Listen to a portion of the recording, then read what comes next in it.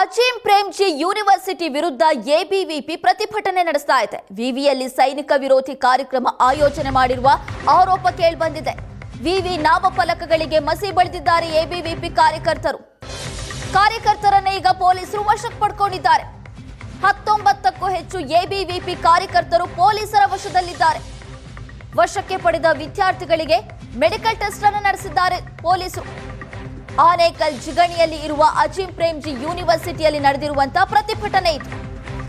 19ಕ್ಕೂ ಹೆಚ್ಚು ಎಬಿವಿಪಿ ಕಾರ್ಯಕರ್ತರನ್ನ ನ್ಯಾಯಾಧೀಶರು ಈಗ ಬಿಡುಗಡೆ ಮಾಡಿದ್ದಾರೆ. ಮತ್ತೆ ಈ ರೀತಿ ಮಾಡದಂತೆ ವಿದ್ಯಾರ್ಥಿಗಳಿಗೆ ಜಾಮೀನಿನ ಮೇಲೆ ರಿಲೀಸ್ ಮಾಡಲಾಗಿದೆ. ವಿದ್ಯಾರ್ಥಿಗಳ ನೆರವಿಗೆ ಆಗಮಿಸಿದ್ದ A Narayana Swami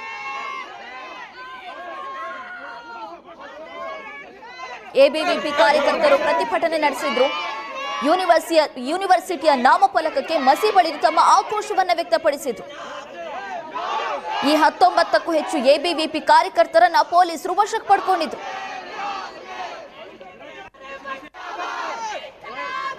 medical test ಅನ್ನು ನಡೆಸಿ ನ್ಯಾಯಾಧೀಶರ ಮುಂದೆ ಹಾಜರುಪಡಿಸಿದಾಗ ಜಾಮೀನಿನ ಮೇಲೆ 19 ವಿದ್ಯಾರ್ಥಿಗಳನ್ನ ಈಗ ಹೊರಬಿಡಲಾಗಿದೆ, ರಿಲೀಸ್ ಮಾಡಲಾಗಿದೆ. ಆನೇಕಲ್ ಜಿಗಣಿಯಲ್ಲಿರುವಂತಹ ಅಜೀಂ ಪ್ರೇಮ್ಜಿ ಯೂನಿವರ್ಸಿಟಿಯಲ್ಲಿ ನಡೆದಿದ್ದಂತಹ ಪ್ರತಿಭಟನೆ ಇತ್ತು.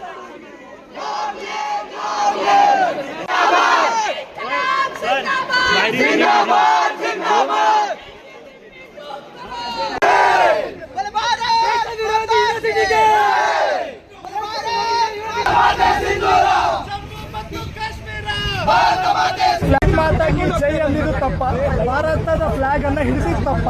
ಅಜೀಂ ಪ್ರೇಮ್ಜಿ ಯೂನಿವರ್ಸಿಟಿ ಒಳಗಡೆ ಭಾರತದ ಫ್ಲಾಗ್ ಅನ್ನ ಹಿಡಿಯಂಗಿಲ್ವಾ? ಭಾರತದ ಫ್ಲಾಗ್ ಅನ್ನ ಹಿಡಿದ್ರೆ ಚಪ್ಪಲಲ್ಲಿ ಹೊಡಿತಾರ. ಅಲ್ಲಿಯ CCTV ಫುಟೇಜ್ಗಳು ಇರಬೇಕು. ಅಲ್ಲಿ ಯಾರು ಭಾರತದ ಫ್ಲಾಗಿಗೆ ಚಪ್ಪಲಲ್ಲಿ ಹೊಡೆದಿದ್ದಾರೋ ಅವ್ರು ಅರೆಸ್ಟ್ ಆಗಬೇಕು ಅನ್ನೋದು ನಮ್ಮ ಒಂದು ಕೋರಿಕೆ, ಅಥವಾ ಇದನ್ನ ನಾವು ಆಗ್ರಹ ಮಾಡ್ತಾ ಇದ್ದೀವಿ. ಮಾತಾಗಿ ಜೈ ಅಂದಿದ್ದು ತಪ್ಪ, ಭಾರತದ ಫ್ಲಾಗ್ ಅನ್ನ ಹಿಡಿದಿದ್ದು ತಪ್ಪ. ಕೇಂದ್ರ ಗೃಹ ಸಚಿವ ಅಮಿತ್ ಶಾಗೆ ಪತ್ರ ಬರೆದ ಎಬಿವಿಪಿ ಸಂಘಟನೆ.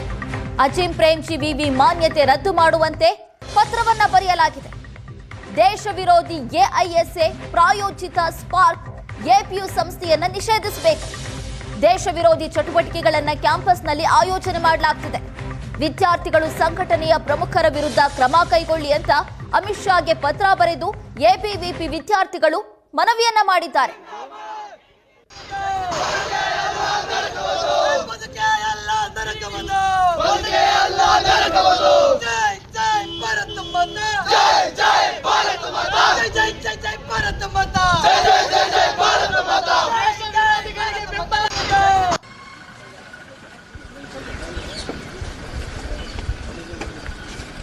ಕೇಂದ್ರ ಗೃಹ ಸಚಿವ ಅಮಿತ್ ಶಾಗೆ ಎಬಿವಿಪಿ ವಿದ್ಯಾರ್ಥಿಗಳು ಈಗ ಪತ್ರ ಬರೆದಿದ್ದಾರೆ.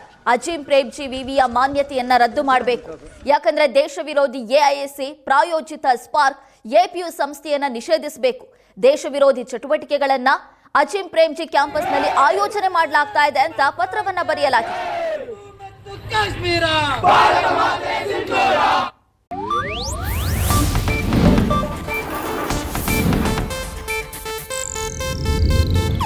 ಇದು ಏಷ್ಯಾನೆಟ್ ನ್ಯೂಸ್ ನೆಟ್ವರ್ಕ್ ಪ್ರಸ್ತುತಿ.